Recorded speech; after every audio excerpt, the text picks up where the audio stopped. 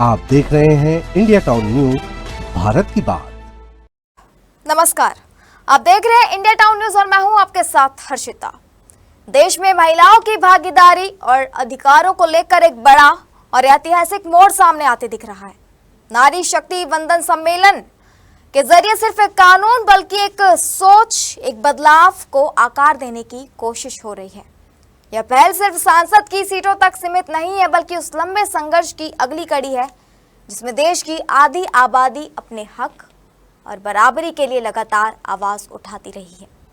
इसी कड़ी में छत्तीसगढ़ के मुख्यमंत्री विष्णुदेव साय ने भी कहा कि यह पहल सिर्फ एक नीति नहीं बल्कि नए भारत की दिशा तय करने वाला निर्णायक कदम है, जहां महिलाएं केवल सहभागी नहीं बल्कि निर्णय लेने वाली भूमिका में नजर आएंगे।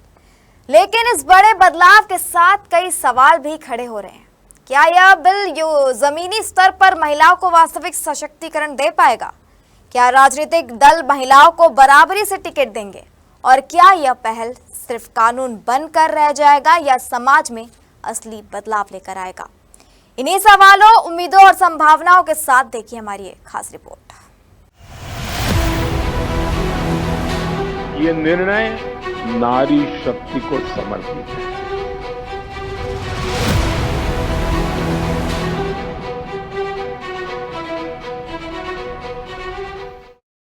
भारत 21वीं सदी के सबसे बड़े निर्णयों में से एक निर्णय लेने जा रहा है।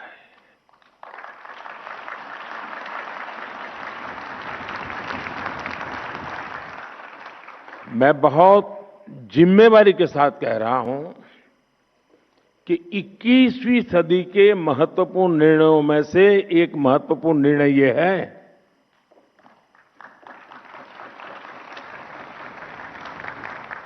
ये निर्णय नारी शक्ति को समर्पित है।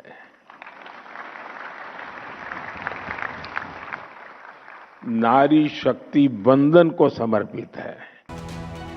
नई दिल्ली के विज्ञान भवन में आयोजित नारी शक्ति वंदन सम्मेलन के दौरान मुख्यमंत्री विष्णुदेव साय ने प्रधानमंत्री नरेंद्र मोदी के संबोधन को सुना और इसे देश की महिलाओं के लिए एक ऐतिहासिक पहल बताया।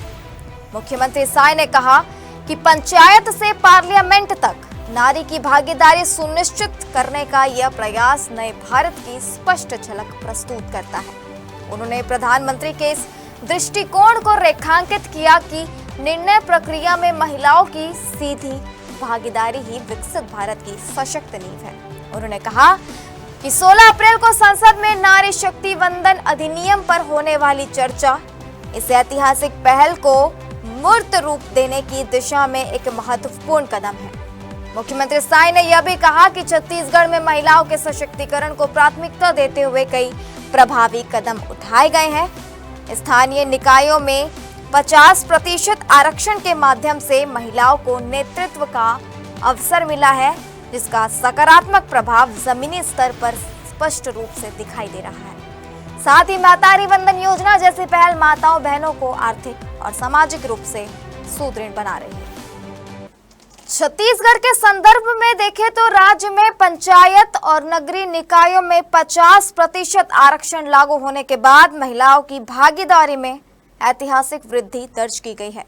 वर्तमान में राज्य में हजारों महिला सरपंच, पार्षद और जनप्रतिनिधि सक्रिय रूप से स्थानीय शासन व्यवस्था का हिस्सा बनकर विकास कार्यों में निर्णय ले रही है। शिक्षा के क्षेत्र में भी सुधार देखने को मिला है। राज्य में महिला साक्षरता दर अब लगभग 65 से 70% के बीच पहुंच चुकी है, जो पिछले वर्षों की तुलना में बेहतर स्थिति को दर्शाती है। वहीं स्कूल और उच्च शिक्षा में लड़कियों का नामांकन लगातार बढ़ रहा है। खासकर ग्रामीण क्षेत्रों में यह बदलाव अधिक स्पष्ट दिखाई देता है। मुख्यमंत्री विष्णुदेव साय के मुताबिक इन योजनाओं और प्रस्तावित महिला आरक्षण के पूरी तरह लागू होने के बाद राज्य और देश में महिलाओं की भागीदारी के आंकड़ों में बड़ा बदलाव देखने को मिल सकता है।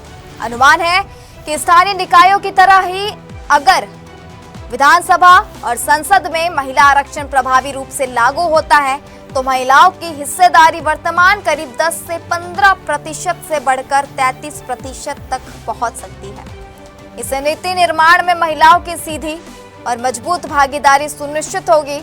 छत्तीसगढ़ के संदर्भ में बात करें तो महतारी वंदन योजना के पूर्ण क्रियान्वयन के बाद 70 लाख से अधिक महिलाओं को नियमित आर्थिक सहायता मिलने की संभावना है, जिससे उनके परिवार की आय में स्थिरता आएगी और ग्रामीण अर्थव्यवस्था को भी मजबूती मिलेगी। इसके अलावा स्थानीय निकायों में पहले से लागू 50% आरक्षण के प्रभाव को देखते हुए यह अनुमान लगाया जा रहा है कि आने वाले वर्षों में महिला नेतृत्व वाले ग्राम पंचायतों और नगरीय निकायों की संख्या और बढ़ेगी, जिससे जमीनी स्तर पर निर्णय प्रक्रिया में महिलाओं की भागीदारी और प्रभाव दोनों मजबूत होंगे। विशेषज्ञों का मानना है कि इन कदमों के बाद महिलाओं की शिक्षा दर में वृद्धि, स्वरोजगार और आत्मनिर्भरता में बढ़ोतरी और स्वास्थ्य व पोषण से जुड़े फैसलों में सुधार जैसे सकारात्मक परिणाम देखने को मिल सकते हैं। कुल मिलाकर ये योजनाएं और प्रस्तावित आरक्षण सिर्फ आंकड़ों में बदलाव नहीं लाएंगे, बल्कि समाज के ढांचे में एक बड़ा और स्थायी परिवर्तन ला सकते हैं।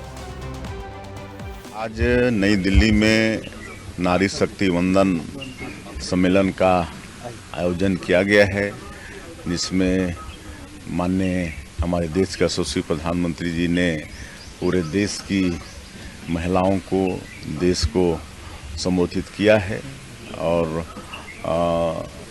इस सम्मेलन में पूरे देश भर से जो विभिन्न क्षेत्रों में उत्कृष्ट जो कार्य कर रही हैं हमारी माताएं, सबको आमंत्रित किया गया है।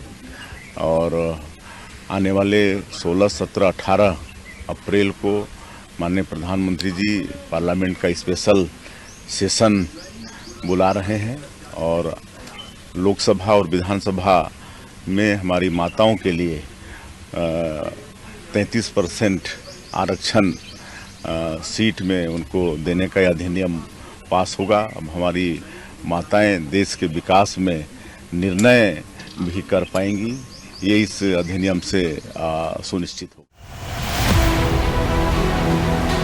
ये निर्णय नारी शक्ति को समर्पित है।